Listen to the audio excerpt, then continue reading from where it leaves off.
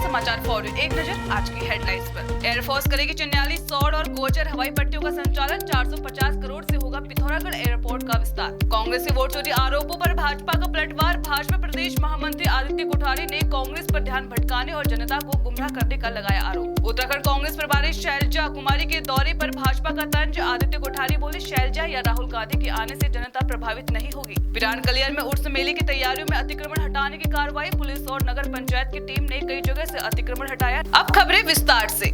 उत्तराखंड सरकार सीमांत जिलों को हवाई सेवाओं से जोड़ने की दिशा में तेजी से काम कर रही है। उत्तरकाशी के चिन्याली, सौर और चमोली के गोचर की हवाई पट्टियों का संचालन अब भारतीय वायुसेना करेगी, जबकि पिथौरागढ़ एयरपोर्ट का संचालन एयरपोर्ट अथॉरिटी ऑफ इंडिया को सौंपा गया है।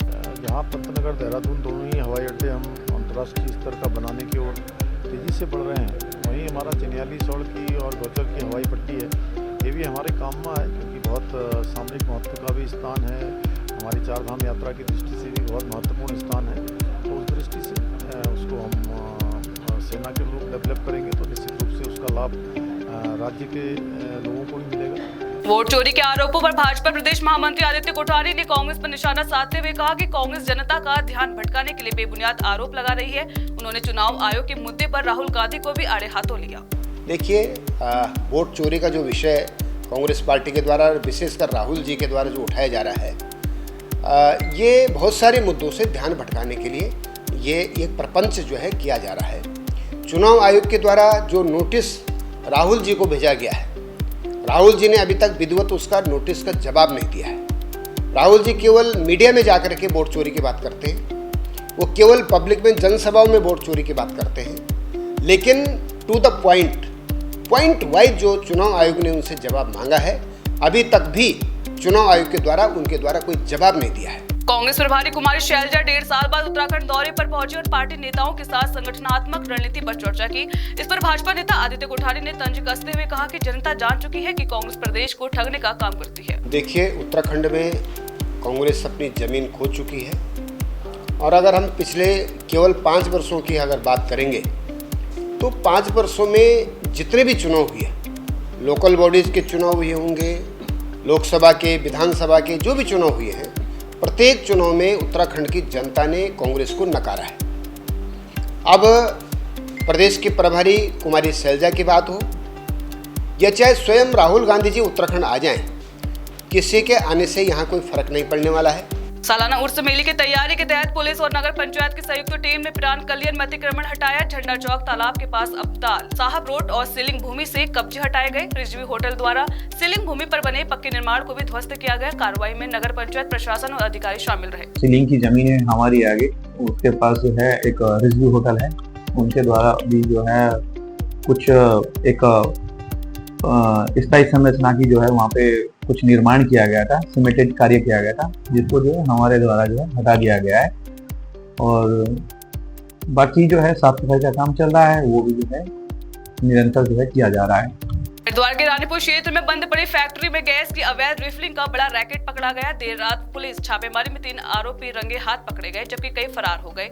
मौके से 61 सिलेंडर, मशीनें और अन्य उपकरण बरामद हुए हैं। पुलिस, डीएसओ और आईओसीएल की मौजूदगी में हुई इस कार्रवाई के बाद अब पूरे नेटवर्क की जांच जारी है। हाईकोर्ट ने राज्य सरकार को निर्देश दिए हैं कि बिना मान्यता के कोई भी मदरसा संचालित न हो। कोर्ट ने कहा कि धार्मिक शिक्षा देने वाले मदरसों पर रोक नहीं है, लेकिन मदरसा चलाने के लिए अनुमति जरूरी है। विधायक विनोद कंडारी की पहल पर देवप्रयाग में इंडोर स्टेडियम निर्माण के लिए सरकार ने 9.04 करोड़ रुपए मंजूर किए हैं, जिसकी पहली किस्त 3.40 करोड़ जारी हुई है। स्टेडियम के लिए 100 नाली भूमि उपलब्ध कराई गई है। एक अन्य स्टेडियम भी 12,000 वर्ग फीट में बनाया गया है। इस फैसले से युवाओं और छात्रों में उत्साह है। आज खेल के माध्यम से भी नौजवान अपना कैरियर बना सकता है। तो हमने देखा स्कूलों के प्रोग्राम होते हैं तो उसमें बहुत सारी दिक्कतें होती है बच्चों को। मैंने ये कॉन्सेप्ट लाई भाई, इसमें अपनी विधानसभा में इंडोर स्टेडियम किस तरीके से बनाया जाए, और मैंने इसकी घोषणा जो है पिछले साल मुख्यमंत्री से कराई थी। और आज ये कहते हुए मुझे बड़ी खुशी हो रही है कि उसके लिए सरकार ने 9 करोड़ 4 लाख रुपए सैंक्शन कर दिए, और उसमें प्रथम किस्त जो 40% की होती है 3,40,00,000 रुपए जारी। राजकीय शिक्षक संघ के पदाधिकारियों ने हरिद्वार के मुख्य शिक्षा अधिकारी कार्यालय पर प्रदर्शन कर प्रधानाचार्य सीधी भर्ती नियमावली को शिक्षकों के खिलाफ बताते हुए तत्काल निरस्त की मांग की है। उन्होंने सेवा वर्षों के बावजूद पदोन्नति के अधिकार छीने जाने पर भी विरोध जताया और 100% पदोन्नति बहाल न होने पर आंदोलन तेज करने की चेतावनी दी। हमारी मुख्य मांग यह है कि प्रधानाचार्य की जो सीधी भर्ती की जा रही है इसको निरस्त किया जाए और पूर्व की भांति 100% पदोन्नति की जाए। माननीय मुख्य शिक्षा अधिकारी महोदय को ज्ञापन दिया है जी, और उन्होंने हमें आश्वासन दिया है कि हमारे जो ज्ञापन को सीधे उच्च स्तर तक पहुंचाएंगे और 100% पदोन्नति हो। प्रधानाचार्य के जो पद हैं वो पदोन्नति से भरे जाएं और अनिवार्य स्थानांतरण हर विभाग में हो गए, लेकिन हमारे विभाग में नहीं हुए। ये हमारी 3 प्रमुख मांगे हैं। बेल फाउंड्री गेट विद्युत विभाग कार्यालय पर ग्रामीणों ने बिजली कटौती और आपूर्ति में अव्यवस्था के खिलाफ जोरदार प्रदर्शन किया। उन्होंने फीडर बदलने से आपूर्ति बाधित होने की शिकायत की और विभाग से समस्या जल्द हल करने की मांग की। समाजसेवी और कांग्रेस नेताओं ने चेतावनी दी कि समस्या न सुधरी तो आंदोलन तेज होगा। गाँव है, इक्कड़ कला गाँव है, इक्कड़ खुर्द गाँव है। हमारी लाइट फाउंड्री गेट से जुड़ी हुई थी, यहाँ से काट के पदार्थ में जोड़ दी। ये रुपेश SDO, कल मेरी इनसे बात हुई, कल एक्शन साहब के यहाँ में समस्या को लेकर आया तो एक्शन साहब के यहाँ ये रुपेश SDO मिल गया। मैंने उनको तुरंत जब कहा था, कह रहा कि तुम तो यार उल्टी बात कर रहे हो। मैंने कहा तुम बात किस तरह कर रहे हो, तमीज तो आपको नहीं है भाई जी। फाउंड्री गेट से हमारी लाइट जा रही थी तो फाउंड्री गेट से जोड़ो, तुमने पदार्थ क्यों जोड़ी। आज हमारी ये मांग है कि हमारे गांव की जो लाइट थी हमारी फाउंड्री गेट से चालू थी आज से 25, 30, 50 साल से, लेकिन अब ये कुछ दिन पहले पता लगा हमें कि हमारी लाइन को जो है पदार्थ से जोड़ दिया गया है। जब से वहां से पदार्थ से जोड़ा है हमारी समस्या दिन प्रतिदिन बढ़ती जा रही है।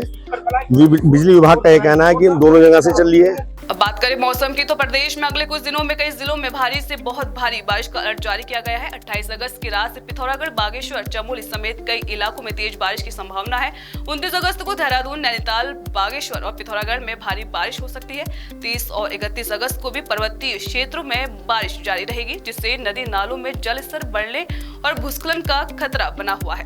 देखिए, आज 27 अगस्त हो गई है तो आज उत्तराखंड में एक्टिविटी थोड़ी कम है, लेकिन जो हल्की से मध्यम एक्टिविटी और अनेक स्थानों पे मिलने की संभावना है। साथ ही इक्का दुक्का स्थानों पे भारी वर्षा भी मिल सकती है, जैसे देहरादून, नैनीताल या बागेश्वर, पिथौरागढ़ जनपद है। उसके बाद 28 की रात से जो एक्टिविटी उत्तराखंड में बढ़ने की संभावना है।